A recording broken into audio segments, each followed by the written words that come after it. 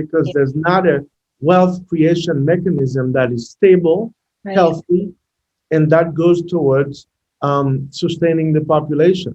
So Right. that's OBED. Yeah. OBED is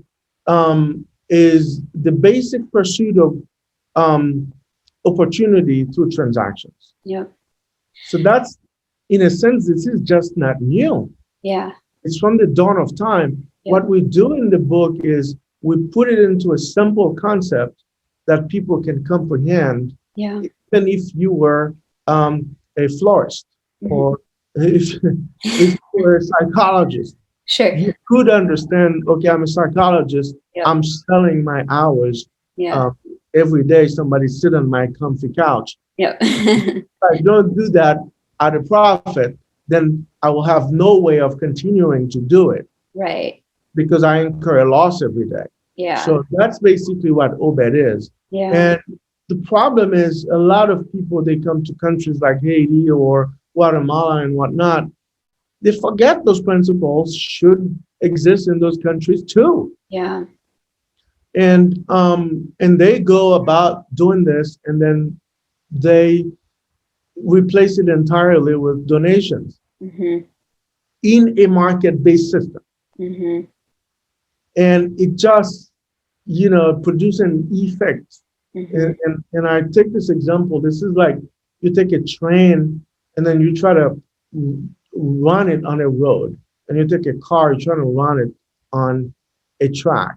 Mm. Market-based transactions, they need opportunity, they need transactions, Yeah. and donations should be short-term, and Yeah. all donation-based should support the market system, Yeah. not go against it. Yep. I think these conversations are really important to have, especially in the charitable sphere, because I think there's this idea that if you're working for a profit, that you're somehow greedy, and that's, contrary to what is virtuous, that you want to make money, that you want to accumulate wealth. But to understand that, no, this is essential for a virtuous economic cycle. And not only does it help people in terms of providing for their own needs, but when you think about the implications of people having their basic needs met, where they can provide for their own needs, there's a sense of dignity in that, for one, because you're not a recipient, you're a participant in your own life. You can make your own decisions, you have agency in that. You're released from a scarcity mindset. And when people are living in scarcity, that's when violence increases. That's when people become more self-centered, more prone to think only about themselves. And I think that in the charitable sector, we really need to have, and I'm talking about, Americans coming in from a charitable perspective. I think we need to have a mindset shift to recognize that business development is a good thing. And it is charitable in a sense, because you are giving people dignity and agency in their own decisions and their own potential for flourishing. Yeah, I'll even go a little bit further. Yeah. Not even giving them an opportunity. It's not shattering their own sense of dignity. Mm. It's just, if people are made in God's image, Yep. you're naturally prone to cater dignity for yourself.